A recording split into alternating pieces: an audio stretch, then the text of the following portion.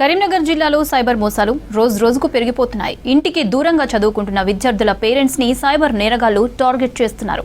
భయపెట్టే కాల్స్ తో డబ్బులు కాజేస్తున్నారు.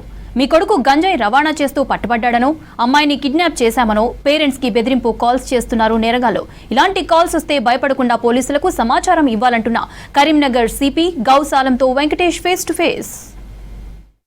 సొసైటీలో నేరాల స్టైల్ మారుతుంది. ముఖ్యంగా గతంలో జరిగిన సాంప్రదాయ నేరాలకు విరుద్ధంగా సైబర్ క్రైమ్స్ పెరుగుతున్నాయి.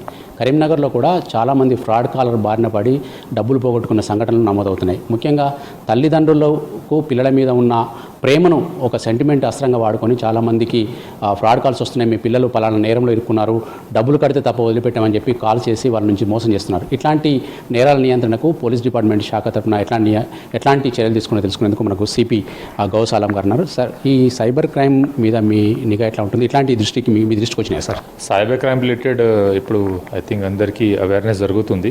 ఇది the most emerging crime currently in the country. Last week కూడా మన రెస్పెక్టెడ్ డీజీపీ సార్ కూడా ఒక ఆర్టికల్ న్యూస్ పేపర్లో ఇచ్చారు cyber crime related. So Telangana police is doing very well in tackling the cyber crime.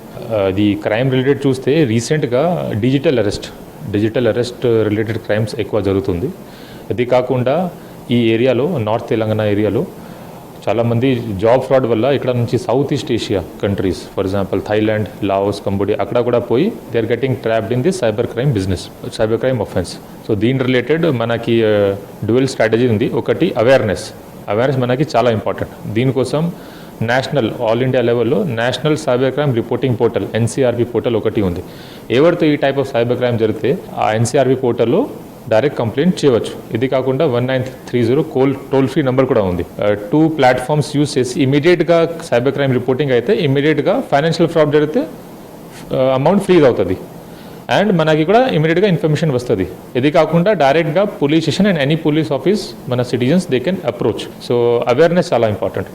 So recent చూస్తే digital అరెస్ట్లో ఏమవుతుంది అంటే some fake officer from they will take department name from CBN నుంచి call చేస్తున్నాను, ED నుంచి call చేస్తున్నాను, ఈ ఫలానా PS నుంచి కాల్ చేస్తున్నాను, SP కాల్ చేస్తున్నాను and they will tell the victim కి మీ ఫలానా మీ హస్బెండ్, మీ సన్, మీ డాటర్ వాళ్ళు ఈ కేసులో ఇన్వాల్వ్ ఉన్నారు, వాళ్ళకి మేము అరెస్ట్ చేస్తున్నాము, మీరు వీడియో కాల్లో ఉండండి and they will demand amount. మీరు ఇట్లా అమౌంట్ ఇస్తే మేము వాళ్ళకి అరెస్ట్ చేయము. ఇట్లా ఫేక్ థ్రెటన్ చేస్తారు. దీనివల్ల చాలామంది ట్రాప్ అవుతున్నారు. కర్ణాటకలో ఒక ఎల్డర్లీ కపుల్ వాళ్ళు సూసైడ్ చేసుకున్నారు దీనివల్ల. So this is leading to various serious offences. దీని గురించి అవేర్నెస్ ఉండాలి. No official police personnel or enforcement officer మీకు డైరెక్ట్ ఇట్లా వీడియో కాల్లో అప్రోచ్ చేస్తారు. ఏమైనా ఉంటే ఆఫీషియల్గా నోటీస్ ఇస్తారు. మీ నేమ్ ఏమైనా FIRలో కంప్లైంట్లో ఉంటే, అక్యూజ్ పేరులో ఉంటే you will be call to police station for interrogation or examination purpose. కానీ మీకు వీడియో కాల్ చేసి ఇట్లా థ్రెటన్ చేయడం ఇట్లా ఉండదు. సో ఈ టైప్ ఆఫ్ కాల్ ఇట్లా వస్తే 100% these are fake calls and do not believe on that. ఇది కాకుండా రీసెంట్గా లాస్ట్ 1 year నుంచి సౌత్ ఈస్ట్ ఏషియాలో జరుగుతుందా cyber crime related job fraud కూడా జరుగుతుంది. ఇక్కడ ఉన్న innocent person in the pretext of getting job in South East Asia వాళ్ళు ట్రాప్ అవుతున్నారు. రీసెంట్ కూడా 2 weeks బ్యాక్ కేసు జరిగింది కరీంనగర్లో. దీంట్లో ఒక అతను ఇక్కడ నుంచి థాయిలాండ్ వెళ్ళారు ఆన్ ప్రిటెక్స్ట్ దట్ బ్యాంకాక్లో మంచి జాబ్ ఇస్తారు. కానీ అక్కడ వాళ్ళు అతనికి ట్రాప్ చేసి అక్కడ నుంచి లాఓస్ కంట్రీ తీసుకెళ్లారు. అక్కడ పెద్ద సైబర్ క్రైమ్ ఆఫెన్స్ జరుగుతుంది. అక్కడ పెట్టి వాళ్ళకి యూజ్ చేసి NRI ఇండియన్స్కి ట్రాప్ చేస్తున్నారు సైబర్ క్రైమ్స్లో. So because of this also our innocent youths here they are getting trapped in job fraud. అది కూడా అందరికీ తెలిసి ఉండాలి. ముఖ్యంగా ఫోన్ నెంబర్స్ వాళ్ళకి ఎట్లా వెళ్తున్నాయి అనేది వీళ్ళు పేరెంట్స్ ఎంక్వైరీ చేసినప్పుడు, ఒక బాబుకు ఫలానా స్కూల్లో చదివాడు అనుకోండి, ఆ స్కూల్కి సంబంధించిన పిల్లలకే రెగ్యులర్గా కాల్స్ చేస్తున్నాయి. అంటే ఒక్కసారి కాలేజ్ నుంచి కానీ స్కూల్ నుంచి కానీ వీళ్ళు అడ్మిషన్స్ కోసం తీసుకున్న కాల్ లిస్టు వాళ్ళకి చేరుతున్నట్టు కూడా అనుమానాలు మీకు నోటీస్కి వచ్చింది? ఇది ఈ ఏజ్ ఆఫ్ డిజిటల్ మీడియాలో from anywhere they can get the source. మీరు జస్ట్ ఆలోచించండి, షాపింగ్ కోసం వెళ్తే ఎనీ షాప్లో నెంబర్ అడుగుతారు, మీ ఫోన్పే డీటెయిల్స్ కూడా వెళ్తుంది. ఎనీ మాల్లో మీరు షాపింగ్ చేస్తే అక్కడ కూడా నెంబర్ అడుగుతారు. Any shop, any vendor. Then ఇట్లా ఆన్లైన్ ఫామ్ ఫిల్ చేసినప్పుడు, సర్వే కోసం డేటా ఫిల్ చేసినప్పుడు సోషల్ మీడియాలో కూడా, వెబ్సైట్లో కూడా మీరు ఫిల్ చేస్తారు. ఈ డేటా అప్పుడప్పుడు మొత్తం డేటా సెక్యూర్ లేదు. So cyber hackers they crack this data, hack చేసి మొత్తం డేటా తీసుకుంటారు. దీంట్లో వాళ్ళకి డెలిబరేట్ ఇంటెన్షన్ లేదు. You're saying that school and college నుంచి లీక్ అవుతుంది, ఇట్ మైట్ హ్యాపన్, కానీ వాళ్ళకి డెలిబరేట్ ఇంటెన్షన్ లేదు. కానీ బికాస్ ఆఫ్ సైబర్ హ్యాకర్స్ ఈ డేటా లీక్ అవుతుంది. మన డేటా మొత్తం డిజిటల్ కనెక్టెడ్ ఉంది, మొత్తం డిజిటల్ డేటా ఇది డిజిటల్ మీడియాలో అవైలబుల్ ఉంది కాబట్టి వాళ్ళకి యాక్సెస్ ఉంది.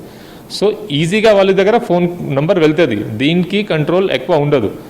సో మోస్ట్లీ మనకి అవేర్నెస్ ఉండాలి దట్ ఈ టైప్ ఆఫ్ కాల్ వస్తే వీ షుడ్ బి కేర్ఫుల్. కమిషనరేట్లో సైబర్ క్రైమ్ పొల్యూషన్ కూడా ఉంది, అదర్ డిస్ట్రిక్ట్స్లో district cyber crime coordination centre ఉంది, వాళ్ళు nodal agency for investigation of cyber crime matter. So దీనికోసం కెపాసిటీ బిల్డింగ్, ఇది ఎమర్జింగ్ క్రైమ్ కాబట్టి మన ఆఫీసర్స్కి రెగ్యులర్గా మేము ట్రైనింగ్ చేస్తున్నాం. దెన్ ఇది ఓన్లీ లిమిటెడ్ క్రైమ్ కాదు, అక్యూజ్ దీంట్లో నేషన్ వైడ్ ఎక్కడైనా ఉండవచ్చు, ఈవెన్ ఇంటర్నేషనల్ కూడా ఉండవచ్చు డిఫరెంట్ కంట్రీస్లో. దీనికోసం coordination with other countries, coordination with other state police, ఇది కూడా మేము చేస్తున్నాం. ఓవరాల్గా సైబర్ క్రైమ్ల సంఖ్య పెరుగుతున్నప్పటికీ కూడా ప్రజలు వీటి పట్ల అవేర్నెస్తో ఉండాలని చెప్పి సిపి కోరుతా ఉన్నారు. ముఖ్యంగా డిజిటల్ అరెస్ట్ సంబంధించి కానీ ఇట్లాంటి ఫ్రాడ్ కాల్స్ వచ్చినప్పుడు 1-2 సార్లు నిర్ధారించుకొని పోలీస్ స్టేషన్లను సంప్రదిస్తే ఈ మోసాల నుంచి బయటపడవచ్చు అని చెప్పి సార్ సూచిస్తున్నారు. కెమెరామెన్ కవికుమార్తో వెంకటేష్, V6 న్యూస్, కరీంనగర్ నుంచి.